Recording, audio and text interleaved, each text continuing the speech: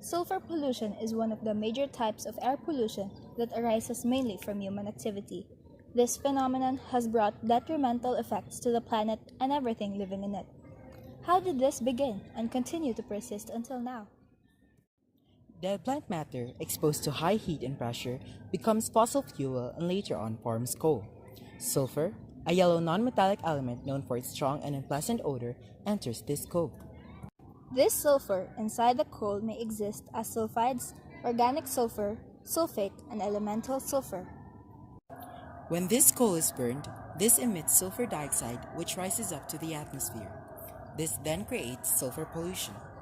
65% of the sulfur dioxide emissions around the world comes from coal-fired power plants that produce electricity. But how did the burning of coal produce sulfur dioxide? Well, remember the sulfur that entered the coal? When coal is burned, the sulfur inside the coal reacts with oxygen and converts into the sulfur dioxide. When sulfur dioxide is in the atmosphere, it dissolves into water droplets in clouds. These clouds will then become acid rain. Obviously, it is more acidic than the usual rain. When acid rain pours, it reacts with metals and rocks such as limestone. This results into damages in buildings and statues. Acid rain can also damage the waxy layer on the leaves of the trees. This makes it more difficult to absorb minerals essential for growth, which would then cause death. Aside from this, acid rain makes rivers and lakes too acidic. The higher the acidity, the harder it is for aquatic life to survive.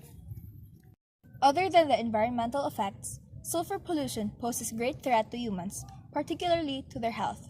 It can affect the respiratory system, increasing the risk of tract infections. It causes coughing and aggravation of asthma, chronic bronchitis, and others. It also causes eye irritation and is toxic to human cells. Knowing the negative effects of sulfur pollution, air quality standards for sulfur dioxide were set. For a 1-hour exposure period, 0.2 parts per million is recommended, 0.08 parts per million for a 24-hour exposure, while 0.02 parts per million for an annual exposure period. These standards want to particularly protect sensitive people like children and those with asthma. Sulfur pollution might seem invincible, but we can still do something about it. Sulfur dioxide can be removed from the gases produced after the burning of fuels.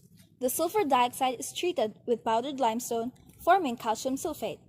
Calcium sulfate can be used to make plasterboard for lining interior walls. Sulfur can also be removed from fuels at the oil refinery. This may be more expensive, but it's still worth it, considering that it prevents the production of sulfur dioxide.